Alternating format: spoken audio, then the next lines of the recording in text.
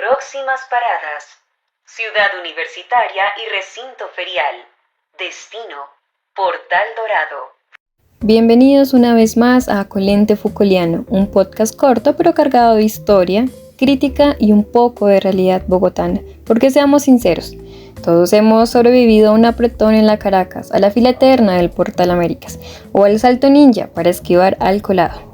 Yo soy Mariluz Posada y junto a Viviana Vinasco, Carolina Ante y Giselle Maecha vamos a contarle cómo pasamos de la guerra del centavo a ese sistema rojo que amamos odiar, Transmilenio. Bueno, para empezar a cuestionar este medio de transporte, hablemos de los referentes históricos. En las décadas de 1950 a 1970, Bogotá creció aceleradamente y dependía de los buses tradicionales. El transporte era manejado en gran parte por empresas privadas con escasa regulación. Los conductores trabajaban al cupo, entregaban una cuota diaria y el resto era su ganancia. La ciudad vivía en un caos vial que parecía no tener solución. A esto Foucault llamaría un espacio de soberanía fragmentada, donde el poder estaba en manos de cientos pequeños dueños y la ciudad pagaba las consecuencias. Luego, en los años de 1980 a 1990, el sistema de buses tradicionales entró en crisis. Demasiados vehículos, carreras violentas por pasajeros, contaminación, inseguridad y tiempos de viaje excesivos. Más de 20.000 buses saturaban Bogotá. Era la famosa guerra del centavo. El Estado intentaba regular ese sistema, pero fracasaba. A esto Foucault diría que aquí fracasó el poder disciplinario. La norma existía, pero no había capacidad para hacerla cumplir. Ya en 1990 la crisis agudiza. Ya circulaban más de 25.000 buses y busetas en Bogotá.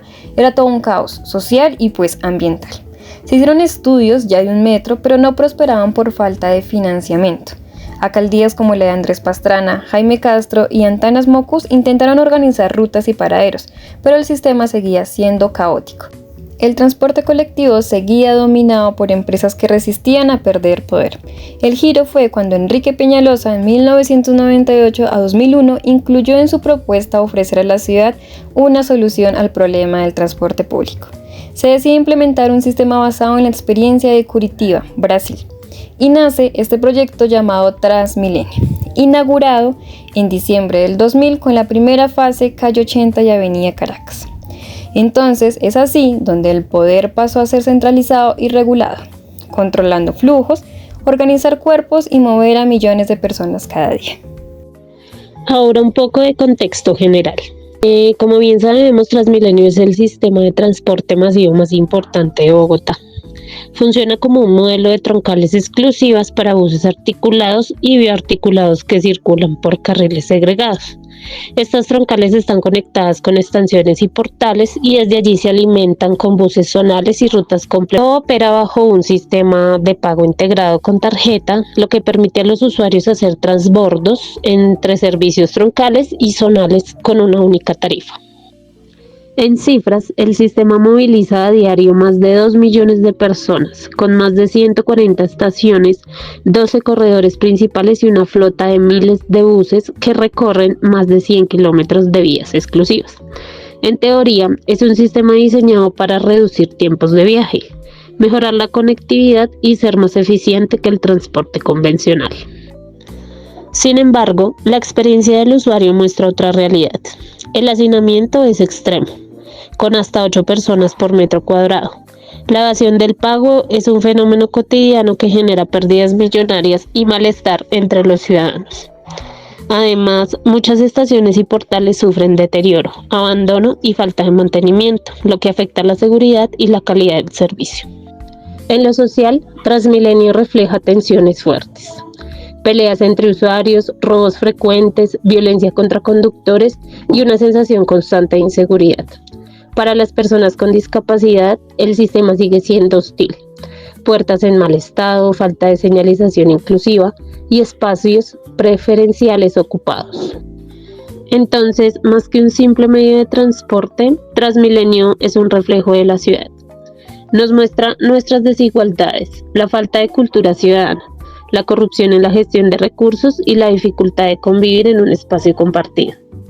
En definitiva, Transmilenio es indispensable. Sin él, Bogotá no se movería. pero también es el recordatorio de lo mucho que nos falta para tener un transporte digno, seguro e incluyente. El sistema masivo de Transmilenio trasciende de lo técnico para convertirse en un dispositivo político y espacial que organiza cuerpos, flujos y poblaciones. No es un espacio neutro, sino una heterotopía donde se cruzan exclusiones, resistencias y forma de poder, como en la soberanía, en la planeación urbana que privilegia ciertas zonas sobre otras, en la disciplina, en organización de los cuerpos mediante filas, torniquetes y andenes, y en la biopolítica, en la gestión de poblaciones a través de horario, frecuencias, tarifas y dispositivo de control policial. El sistema refleja esas lógicas neoliberales de mercado, priorizando concesiones privadas, rentabilidad y eficacia por encima de la movilidad como derecho.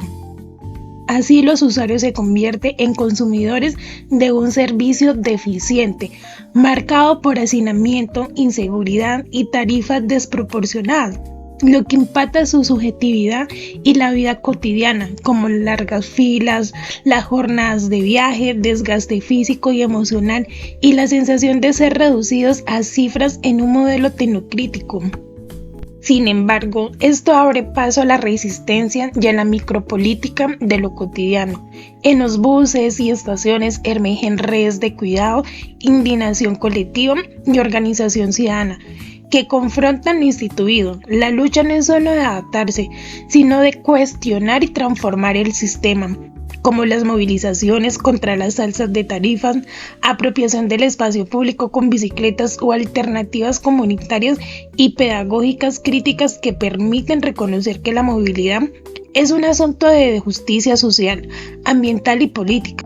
Desde la emancipación, la transformación no proviene de las políticas estatales diseñadas desde arriba, rígida, centralizada y excluyente, sino el instituyente, es decir, las prácticas colectivas y saberes que emergen desde abajo. Allí la emancipación se entiende como procesos de subjetivación y construcción de nuevas formas de habitar y pensar la ciudad. Reconocer la movilidad como un derecho fundamental, exigir condiciones dignas, proponer alternativas sostenibles y equitativas. Por último, Martínez reconstruye de manera rigurosa cómo la noción de espacio público surge como efecto de tecnologías históricas de poder, pasando por la arquitectura de la disciplina hasta la gubernamentalidad que acondiciona medios poblacionales. En la ruta de formación tenemos el saber. El saber poder se materializa en la planeación urbana, qué barrios se conectan y cuáles se marginan, en los cálculos de demanda, en las concesiones privadas y en la gestión de usuario como flujo numérico. El sujeto. Sin embargo, el sujeto también se convierte en esa transformación en actor político cuando resiste, se organiza y ejerce agencia reclamando dignidad y justicia en la movilidad. En experiencia, los usuarios experimentan precariedad, inseguridad, tarifas injustas y también desigualdad en las periferias como Soacha, Ciudad Bolívar, Usme, Suba, Bosa, donde sufren viajes de más de 3 horas diarias. El escenario es tanto un dispositivo de control como una muestra de la contradicción de ser un espacio común pero desigual, donde coexisten control, exclusión y resistencia. Para empezar, el primer tipo de poder es el poder soberano, la forma más antigua y visible, asociada con el control de un territorio. En Transmilenio, esta forma de poder se hace tangible con la delimitación de su territorio, ya que las estaciones, los portales y las rutas exclusivas actúan como fronteras y por lo tanto, la empresa operadora asume el rol del soberano, estableciendo reglas y sancionando a quienes las desobedecen. Este poder se manifiesta además en la capacidad de permitir o negar la entrada, en el control de las zonas de abordaje y en las decisiones que, de manera indirecta, pueden incluso afectar la seguridad de los usuarios. Sin embargo, el poder no se queda en el castigo, pues Foucault nos enseña que el poder moderno es productivo y el poder disciplinario se enfoca en los cuerpos individuales buscando su normalización y obediencia. En Transmilenio estamos rodeados de dispositivos que ejercen este poder, tales como las cámaras de seguridad, el personal de vigilancia y los torniquetes, ya que todos ellos actúan como un panóptico moderno. El simple acto de hacer fila o de seguir las indicaciones de las puertas del bus nos convierte en sujetos disciplinados, lo que muestra que el espacio del bus y de la estación no son neutros, sino que están diseñados para moldear nuestros movimientos y comportamientos. No estamos simplemente viajando, estamos siendo constantemente normalizados, adaptándonos a un sistema que busca eficiencia y control. Finalmente, la forma más avanzada de poder que se ve en Transmilenio es el biopoder o gobernabilidad, que a diferencia de la disciplina, se enfoca en la vida de la población en su conjunto para regular y optimizar los flujos, las tendencias y los riesgos.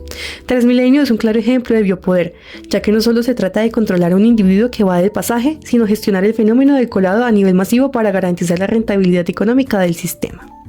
Las decisiones sobre las rutas, la capacidad de los buses o la frecuencia de los viajes no se toman pensando en un solo usuario, sino en la eficiencia de la población como un todo. Además, aquí es donde entra el concepto de estigmatización, ya que al percibir a la clase media baja como un público objeto del sistema, Transmilenio la convierte en un objeto de gestión económica y social.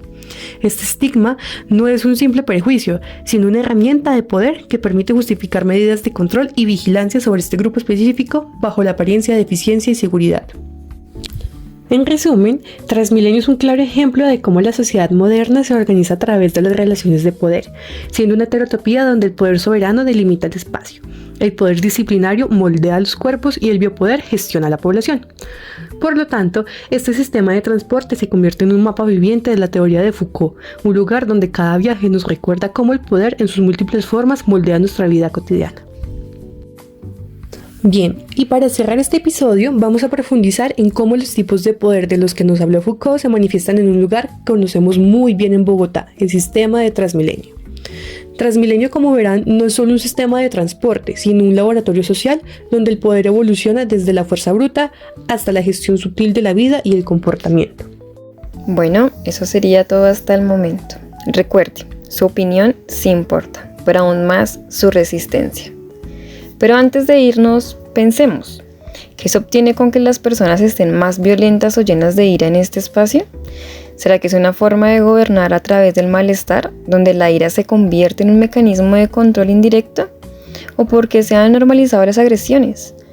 ¿Por qué no pelear por un servicio mejor? ¿Será que una forma de gobernar la vida urbana es a través de la tolerancia del desorden? ¿Y qué papel jugará en todo esto que algunas estaciones sean más bonitas que otras? ¿Qué pasará con la implementación del nuevo transporte masivo, el metro? ¿Seguirá igual? ¿Cómo se transformará el poder? ¿Qué nuevos dispositivos de control encontraremos? Preguntas para pensar un rato. Nos escucharemos en otra ocasión. Chao, chao.